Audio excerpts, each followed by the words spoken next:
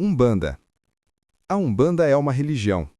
Ela nos permite nos reconectar com Deus, revelando a presença divina dentro de nós e nos levando a refletir sobre nossas ações e sobre como podemos viver com mais amor e compaixão. É uma religião brasileira, única e bela, que cultua os orixás e seus servidores espirituais. Esses espíritos se organizam em linhas como caboclos, preto-velhos, crianças e exus, cada um com suas características, funções e formas de trabalhar, mas todos subordinados às forças da natureza, os orixás. A Umbanda surge da mistura de diferentes culturas e religiões presentes no Brasil. Desde 1500, quando os portugueses chegaram, os povos indígenas foram explorados e escravizados.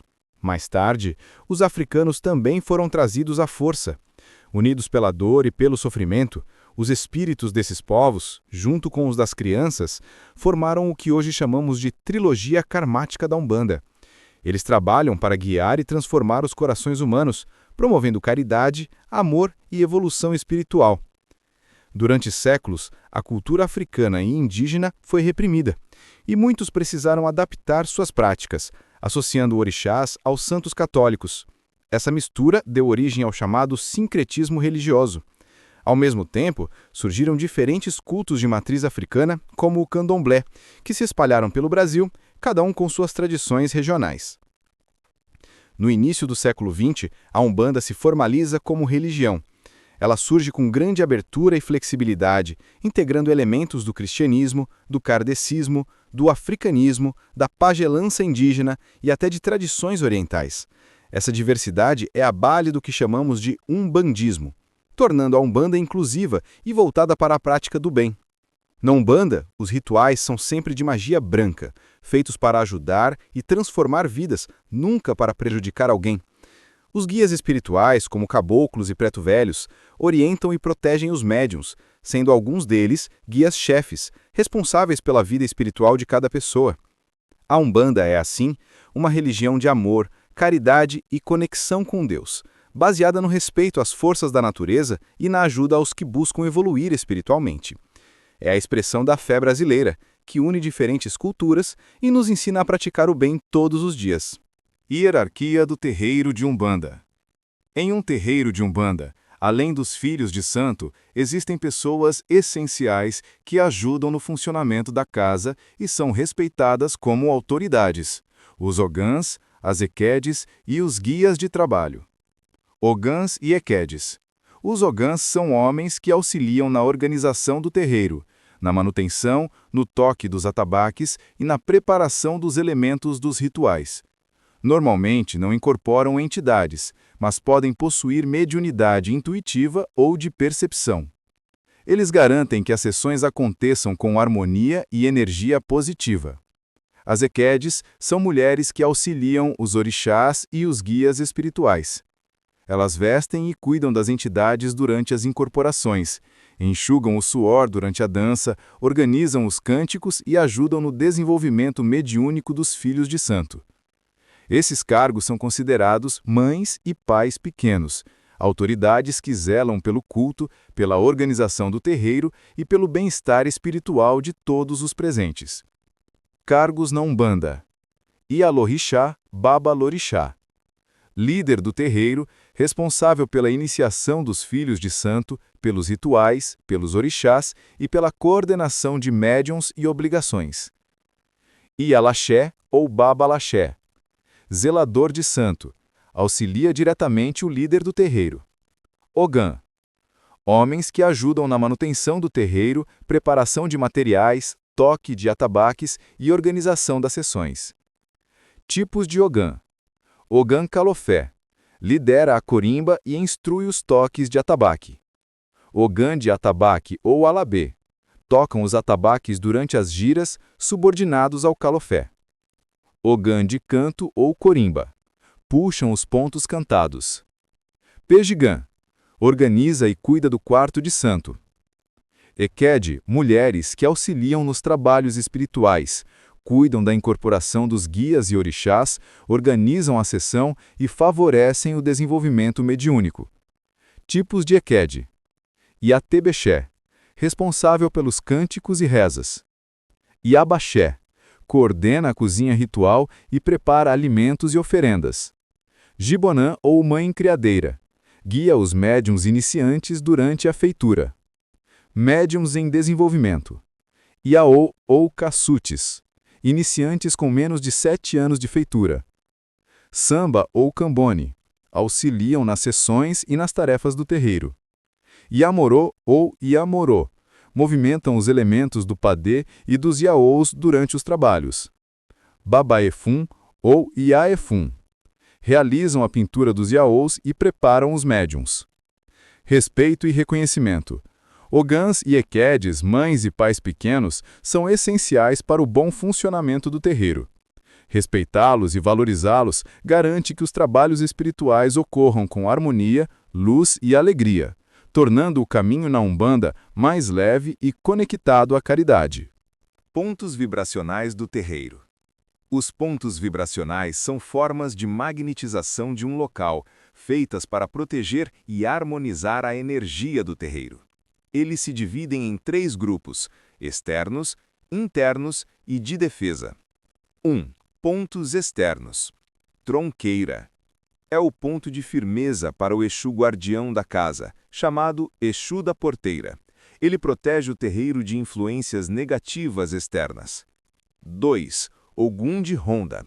Assentamento de Ogum de Ronda, que junto com a tronqueira reforça a proteção do terreiro. 3. Casa dos Exus. Local destinado aos assentamentos dos Exus dos médiuns e às oferendas feitas a eles. É um espaço de respeito, onde fala-se apenas o necessário e todos devem usar uniforme e ojá, mantendo respeito e silêncio. Antes de usar, acende-se uma vela com um copo d'água. 4. Casa de Obaluaê. Assentamento dedicado a Obaluaê, sempre respeitado pelos médiuns. 5. Cruzeiro das Almas. Ponto para oferendas aos pretos velhos e acendimento de velas pelos desencarnados. 6. Anjo da Guarda. Local para acender velas em homenagem aos anjos de guarda. 7. Quartinha de Oxalá. Fica acima da porta, atraindo energias positivas de Oxalá para todos que passam. 8. Casa do Caboclo. Homenagem ao caboclo fundador da casa, onde também se acendem velas para outros caboclos. 9. Cozinha ritual. Espaço onde são preparadas as comidas para os orixás. Deve-se entrar apenas com autorização, trajando uniforme e ojá, mantendo respeito e silêncio. Antes de usar, acende-se uma vela com um copo d'água. 2. Pontos internos. 1. Centro do terreiro. Local de circulação principal, onde se concentram as energias da sessão. 2. Ariaxé. No nosso caso, Yangsan, localizada ao centro, no alto, formando junto com o chão a coluna energética do terreiro. 3. Gongá. Altar dos orixás, contendo otás, elementos litúrgicos e oferendas. 4. Para-aio, sob o gongá. Espaço para descarga de energias negativas, onde se descarrega o bastão usado na limpeza de aura. 5. Atabaques, instrumentos que mantêm a vibração e chamam os guias espirituais. 6. Casa dos Orixás, local de alta vibração, com assentamentos de orixás dos médiuns e oferendas. Todos devem entrar com respeito, uniforme e silêncio. 3. Pontos de defesa. Destinados a proteger o terreiro de influências externas e invasores. Sua localização é de conhecimento restrito à hierarquia da casa, garantindo segurança espiritual ao ambiente. Anjo da Guarda na Umbanda. Você sabe a importância dos anjos da guarda na Umbanda? Eles nos protegem e nos acompanham todos os dias, inclusive durante os trabalhos espirituais. Estamos sempre em uma corrente de energia, e espíritos perturbados podem tentar interferir. Mas o anjo da guarda mantém a proteção antes, durante e após a incorporação. Quando alguém sofre um trabalho de demanda, é comum notar o enfraquecimento do anjo da guarda. Por isso, os guias e entidades do terreiro podem pedir um fortalecimento do anjo de guarda, reforçando os laços e protegendo a pessoa contra influências negativas. Para os médiuns, os anjos da guarda são essenciais. Durante a incorporação, eles permitem que o orixá ou entidade se aproxime, protegendo o médium. Na desincorporação, se aproximam ainda mais, mantendo o equilíbrio e evitando que a matéria fique desprotegida. O nosso anjo da guarda nos acompanha em todos os momentos, mesmo que não possamos vê-lo. A intuição muitas vezes é sua forma de nos guiar, aquela voz interna que diz: não faça isso, ou vá por este caminho. Por isso, é importante manter acesa uma vela com um copo d'água e fazer orações regularmente, pedindo orientação e proteção. Alguns dirigentes, ao perceberem um médium ainda em transe após a incorporação, costumam dizer: Fulano, seu anjo da guarda te chama. Isso é um chamado à consciência, uma forma de restabelecer o equilíbrio e a presença da mente física após a mediunidade. Práticas de fortalecimento. Banhos de ervas de Oxalá ajudam a fortalecer a sintonia com o anjo da guarda. Fio de contas branco. Cada miçanga deve receber uma breve oração. Deixe o fio por 3 dias em uma bacia de ágata branca com água mineral e pétalas de rosa branca. O anjo da guarda é nosso mentor e protetor. Respeitá-lo, fortalecê-lo e ouvir sua orientação nos ajuda a caminhar com segurança e luz na Umbanda. Fio de contas na Umbanda. O fio de contas, também chamado de cordão de santo, colar de santo ou guias, é um elemento ritualístico essencial na Umbanda. Ele é confeccionado de acordo com a energia do médium e da entidade, com cores, contas e números específicos, seguindo a orientação do guia espiritual. As contas podem ser de louça, cristal, búzios ou outros elementos sagrados, e são imantadas para atrair e canalizar boas energias, além de servir como o para-raios, protegendo o médium de vibrações negativas. Elas ajudam na sintonia durante a incorporação, formando um círculo de energia benéfica ao redor do médium. Ao ser batizado, o médium recebe a guia de Oxalá e a de Iansá, recebendo outras guias ao longo de seu desenvolvimento espiritual. Algumas guias são especiais, como a de 7 linhas, e só devem ser usadas se determinadas pelo guia-chefe da casa. A proteção maior está na guia de Oxalá, que é a primeira e mais importante. Confecção e uso. As guias são feitas com respeito e silêncio, uma conta de cada vez. Devem ser fechadas e cruzadas pelo pai ou mãe de santo, ou pelos guias espirituais. O fio deve alcançar abaixo do umbigo, exceto a guia de Exu, que vai no pulso. O uso indevido ou o compartilhamento das guias é desaconselhado, pois cada uma possui a energia pessoal do médium. Cuidados: não ingerir bebidas alcoólicas, não manter relações sexuais e não se alimentar enquanto estiver usando a guia, exceto em ritual. Evitar seu uso em ambientes ou situações desarmônicas com o trabalho espiritual. Limpar e energizar periodicamente com água do mar, chuva ou amaci, seguindo as orientações do dirigente. O fio de contas é mais que um colar, é proteção, sintonia e energia sagrada, representando a conexão do médium com o orixá ou entidade. Seu uso consciente garante segurança, equilíbrio e respeito ao trabalho espiritual da Umbanda. A água na Umbanda. A água na Umbanda tem múltiplas utilidades. Ela é usada em banhos de amacis, para cozinhar, lavar guias, descarregar energias negativas e até no batismo. A sua função depende da origem, mares, rios, chuva ou poços. Cada água possui uma vibração diferente e pode concentrar energia positiva ou negativa, dependendo de como é utilizada. Na Umbanda, a água é essencial. Ela cura, protege, purifica e até transforma. 3/4 do planeta são cobertos por água, e nosso corpo é composto majoritariamente por ela. Por isso, a água é usada em rituais como a quartinha ou o copo de firmeza do anjo da guarda. Muitas vezes, os guias pedem para colocar um copo de água do mar ou água com sal atrás da porta. Isso porque a água tem o poder de absorver, acumular e descarregar energias, tanto boas quanto ruins. Durante orações, ela pode receber vibrações negativas e se tornar turva, ou se fluidificar quando tudo está em harmonia. A água da cachoeira ou do mar em movimento é especialmente poderosa, porque sua vibração natural limpa e energiza. Já a água da chuva, embora inicialmente pura, pode ficar carregada de energias negativas após tocar o chão, especialmente em bueiros próximos a encruzilhadas. Por isso, devemos ter cuidado com onde pisamos e como usamos a água. No ritual, a água representa a vida. Ela atrai energia vital, material e espiritual. Em copos próximos a velas de anjo da guarda ou atrás de portas, ela absorve e protege. Mas é importante renová-la a cada 7 dias, descartando-a em água corrente para manter seu poder.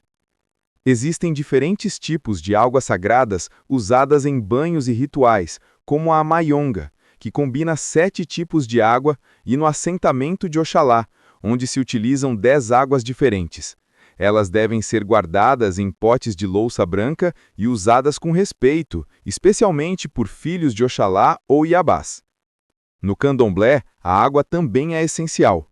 Ao chegar a uma casa sagrada, é comum que a filha da casa despeje água na entrada, para acalmar Exu e proteger contra energias negativas.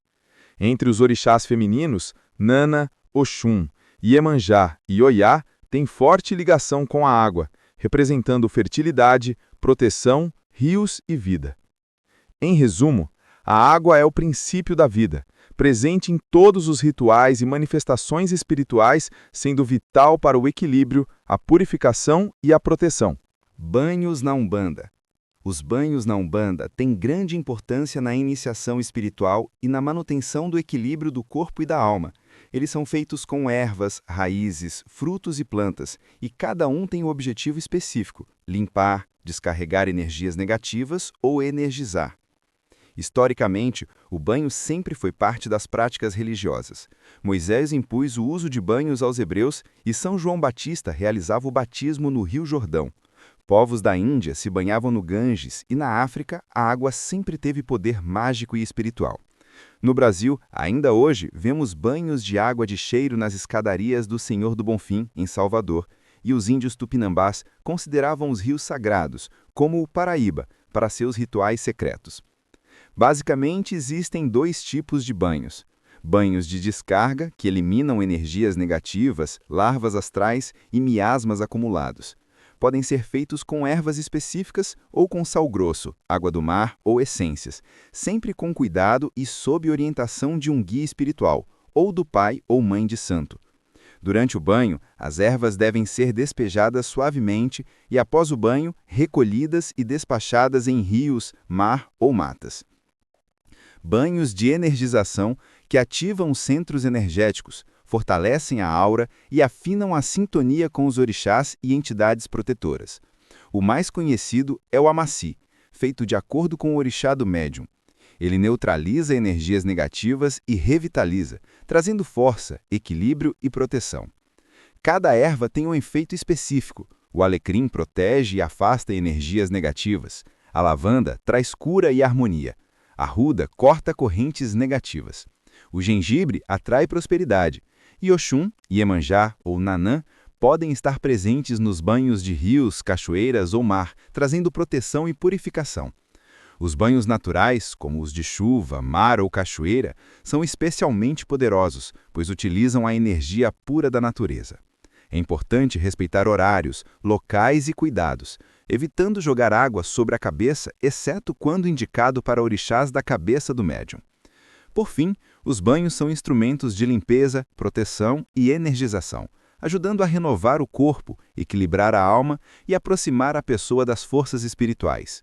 Sempre que houver dúvidas sobre o banho a ser tomado, é essencial consultar o dirigente da casa ou um guia espiritual. Defumação na Umbanda. A defumação é essencial em qualquer trabalho de Umbanda, usada para limpar, equilibrar e energizar ambientes e pessoas. Geralmente, é acompanhada de pontos cantados específicos, reforçando a conexão com as entidades e orixás. Historicamente, a queima de ervas e resinas já era usada desde os tempos antigos para modificar o ambiente. No Egito, há mais de 4.000 anos, o incenso fazia parte dos rituais religiosos e da medicina. Os faraós ofereciam óleos, mirra, sândalo e canela às divindades, e os sumérios e babilônios também usavam incensos como o junípero em seus altares. Na Umbanda, a defumação libera o poder energético das ervas, desagregando miasmas astrais e afastando energias negativas como raiva, inveja e mágoa. Ela atua sobre o corpo astral, a aura e os ambientes, permitindo que a energia flua livremente. Existem 2 tipos de defumação. Defumação de descarrego. Remove energias negativas acumuladas no corpo e nos ambientes, como pensamentos pesados, larvas astrais e influências de espíritos de baixa vibração. Começa-se varrendo o local, acendendo uma vela para o anjo de guarda e passando com um copo de água do fundo da casa para a porta da rua. Defumação lustral. Realizada após o descarrego, atrai energias positivas de orixás, caboclos e pretos velhos, abrindo caminhos e harmonizando o ambiente. Deve-se defumar da porta da rua para dentro, sempre com concentração e fé. As ervas mais comuns na defumação incluem alecrim. Proteção, afasta inveja e mal-olhado. Alfazema, purificação, atrai prosperidade. Benjuim, elimina bloqueios espirituais e energias negativas. Mirra, facilita o contato com planos superiores e afasta maus fluidos. Louro, atrai prosperidade e energia positiva. Anis estrelado, favorece amizades, sorte e proteção. Palha de alho, afasta más vibrações e espíritos negativos. Para defumar, usa-se normalmente um turíbulo, recipiente de metal ou barro com carvão vegetal em brasa, sobre o qual se coloca o incenso ou as ervas. A quantidade deve ser proporcional ao tamanho do ambiente e ao número de pessoas, evitando o excesso que possa sufocar a energia. Na Umbanda, o terreiro é defumado seguindo uma ordem. Primeiro, os objetos sagrados. Depois, os pontos energéticos. E, por fim, a assistência. Durante todo o processo, a pessoa que defuma sempre leva um copo de água, que é substituído ao final por água limpa. A defumação é, portanto, um instrumento poderoso de limpeza, proteção e energização, renovando a energia dos espaços e de quem neles habita. Ervas na Umbanda e Candomblé. O poder da natureza. Sem erva não há axé. Essa é a regra número 1 nos cultos de origem afro-brasileira. As folhas, ou ewe, representam a vida da mata e são a base do culto aos orixás. Elas carregam força, mistério e axé, e sua manipulação exige respeito e conhecimento. O termo ewe tem 2 sentidos. Literal, a folha que conhecemos da natureza. Figurado, os mistérios e encantamentos dos orixás. O culto aos orixás se ergue sobre 3 ewe. Conhecimento, saber manipular ervas e encantamentos. Trabalho, disciplina e observação para colher e preservar as folhas. Prazer, alegria, música, dança e comida que também possuem folhas e energias. Uso das ervas. Banhos de ervas limpam a aura, afastam energias negativas e fortalecem o espírito. Defumação. Queima de ervas, resinas e raízes para purificar ambientes e atrair energias positivas. Sacudimentos. Galhos e folhas batidos sobre pessoas, casas ou objetos para remover energias densas e larvas astrais. Influência da lua. A fase da lua influencia a energia das plantas. Lua nova e crescente, melhores para a colheita de folhas, flores e frutos. Lua cheia e minguante, concentra energia nas raízes, não sendo ideal para banhos. Coleta das ervas. Melhor horário, amanhecer. Peça licença a Ossan e Oxóssi, orixás das plantas e da floresta. Mentalize a finalidade desejada ao colher as folhas. Importância de Ossan. Ossan é o guardião do conhecimento sobre as folhas e seus mistérios. Nenhuma cerimônia se realiza sem a intervenção dele. Cada orixá possui suas ervas específicas, mas o domínio do uso correto pertence a Ossan. Exemplos de ervas e seus orixás: Exu, pimenta, arruda e brinco de princesa. Yansan, folha de louro, espada de Yansan, mutamba. Oxum, jasmim, macaçá, folhas de fortuna. Oxóssi, alecrim, guiné, abre caminho. Oxalá, tapete de Oxalá ou boldo, manjericão branco e alfazema. Propriedades energéticas das ervas: alecrim, proteção, purificação, sorte. Arruda, defesa contra feitiços, olho gordo. Camomila, amor, dinheiro e purificação. Manjericão, proteção espiritual, dinheiro e amor. Erva doce, proteção e harmonia. E muitas outras, todas com funções específicas de limpeza, descarrego, proteção ou energização. Observações importantes. Para limpeza, ervas de fogo e terra, do pescoço para baixo. Para energização, ervas de ar e água, da cabeça para baixo. Ervas de Oxalá, suaves, equilibram energias. Sempre use números ímpares para limpeza, pares ou número do orixá para energização. Algumas folhas não podem ser usadas em banhos, apenas para assentamentos ou energização. Conclusão: as ervas trazem equilíbrio entre corpo e espírito, afastam energias negativas, fortalecem a saúde e abrem caminhos. Sua utilização ética e consciente é essencial para a conexão com a natureza e com os orixás. Velas na Umbanda e magia.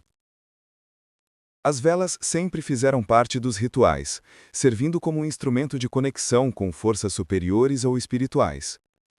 Sua luz e calor nos ajudam a entrar em sintonia com o nosso interior e com os seres que nos são afins.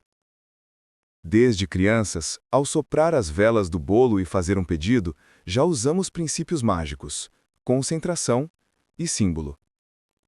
Na magia das velas, o que importa é a intenção e a força do pensamento, não a quantidade de velas.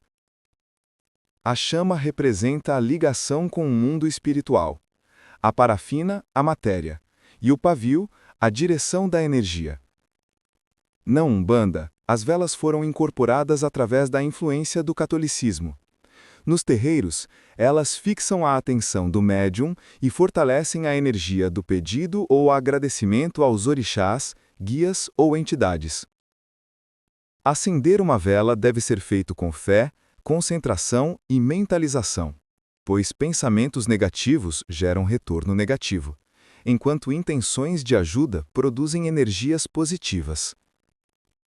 Recomendações espirituais. Use velas novas para cada pedido ou objetivo. Mentalize o que deseja antes de acender. Acenda sempre a vela branca primeiro, se houver cores variadas. Evite ruídos durante o ritual. Nunca reaproveite restos de velas de pedidos antigos. Recomendações materiais. Velas em vidro ou alumínio precisam de cuidado para evitar acidentes. Não acender velas perto de cortinas ou objetos inflamáveis. Use fósforo, nunca isqueiro ao acender. Guardar velas em lugar escuro, seco e frio. Acender uma vela é mais do que queimar cera. É manifestar pensamentos e intenções, criando uma ponte entre o mundo material e espiritual. Fumo e bebidas na Umbanda. Na Umbanda, o fumo e as bebidas têm papel espiritual, e não se tratam de vícios ou hábitos comuns. São ferramentas usadas pelas entidades para trabalhar a energia e proteger o médium e os consulentes. Fumo. O fumo é utilizado como um instrumento terapêutico e mágico. Durante o crescimento da planta, ele absorve energias da terra, do sol, da lua e do ambiente, concentrando forças que, ao serem liberadas na queima, atuam positivamente. Charutos e cachimbos, usados pelos exus, caboclos e pretos velhos para defumar, limpar a aura e dissipar energias negativas. Cigarros. geralmente ligados a questões materiais, como negócios ou finanças.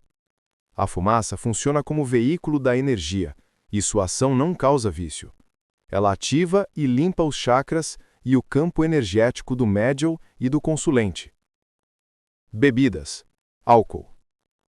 O álcool, em pequenas doses, ajuda o médium a liberar energia cerebral e facilitar a ação dos guias. Os Exus, por exemplo, usam a bebida como combustível para suas magias, extraindo energia da matéria para atuar no plano espiritual. O consumo deve ser controlado e feito sob orientação do guia, evitando o animismo, o uso excessivo pelo médium. Menores. Menores não devem ter contato com fumo e bebida durante os trabalhos. A presença deles deve ser autorizada pelos responsáveis, respeitando horários e limites legais. Indispensabilidade. Fumo e bebida não são obrigatórios, mas facilitam e agilizam os trabalhos. Caso o médium não possa ou não queira usar, o guia respeita, podendo utilizar oferendas ou copos de bebida próximos durante o trabalho. Fumo e bebida são instrumentos de energia e magia, usados com consciência e fé. Eles ajudam na limpeza espiritual, ativação de energias e efetividade dos trabalhos, mas sempre com respeito e atenção às intenções e ao médium. Atabaques na Umbanda. Os atabaques são instrumentos fundamentais nos terreiros de Umbanda, usados para conduzir os rituais, manter a vibração dos médiuns e convocar os orixás. História. Os tambores existem desde o período neolítico, com registros de mais de 6.000 anos antes de Cristo. O atabaque, de origem árabe, chegou à África através de comerciantes e foi incorporado à cultura afro-brasileira. Tipos de atabaques no terreiro. São geralmente 3. Rum. O maior, com som grave, conduz o toque e é acompanhado pelo alabê ou ogã de sala. Rumpi. Responde ao rum, mantendo o ritmo e o equilíbrio da cerimônia. Lê. Menor. Usado por aprendizes ou auxiliares, acompanhando o rumpi. Além dos atabaques, outros instrumentos, como agogô e xequerê, podem ser usados para enriquecer o ritmo. Importância e cuidados. Os atabaques são tratados com respeito, quase como orixás. Feitos em madeira de lei e couro de boi, precisam de cuidados especiais, como a aplicação de azeite ou dendê e exposição ao sol para manter o couro esticado. Se retirados do terreiro, devem passar pelo altar e pelos 4 cantos antes da manutenção. Tocadores. Ogã e alabê. O ogã deve conhecer os fundamentos da casa, os pontos e saber conduzir o ritmo com atenção e seriedade. O alabê é o chefe dos ogãs e garante que o toque seja realizado corretamente, mantendo a vibração da gira. Todos devem usar roupas brancas e guias e seguir rigorosamente a conduta durante a cerimônia. Toques e orixás. Existem mais de 15 toques principais e até 500 cânticos em algumas casas. Cada toque tem ritmo próprio e está associado a orixás específicos, como Oxalá, Ijexá e Cabula, Ogum, Xangô, Oxóssi, Iomolu, Ijexá, Barra-Vento e Muxicongo. Iansã, Ijexá, Barra-Vento, Aguerê e Cabula. Oxum, Ijexá e Cabula. O uso do tambor batá no Brasil diminuiu, mas ritmos como batá, iguim e ijexá ainda são conhecidos e usados em certas casas de Umbanda. Função final dos atabaques. Mantém a energia e a vibração do terreiro. Ajudam os médiuns a permanecerem em sintonia com as entidades. São essenciais para conduzir os pontos e rituais, sendo tocados apenas por aqueles iniciados e autorizados. Elementos essenciais da Umbanda. Velas. As velas são usadas na Umbanda como meio de conectar o mundo físico ao espiritual. A chama representa a luz, a concentração e a vontade do médium, enquanto a cera e o pavio simbolizam a materialização do desejo. Acender uma vela é um ato de fé e mentalização, destinado a homenagear e fortalecer a ligação com orixás e guias. O importante não é a quantidade, mas a intenção e a concentração do médium. Recomenda-se, por exemplo, acender velas para o anjo de guarda, semanalmente, mantendo um laço de proximidade espiritual. Fumo e bebida.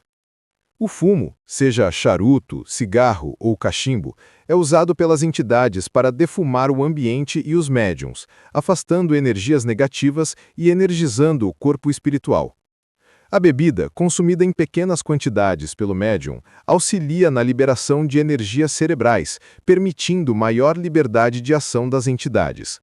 Se o médium não puder ou não quiser usar fumo e bebida, eles podem ser oferecidos como oferenda. Esses elementos não são obrigatórios, mas facilitam e agilizam os trabalhos. Atabaques. O atabaque é o tambor ritualístico da Umbanda, usado para manter a vibração do terreiro e conduzir os pontos cantados. Em geral, são 3. Rum, maior, conduz o ritmo principal.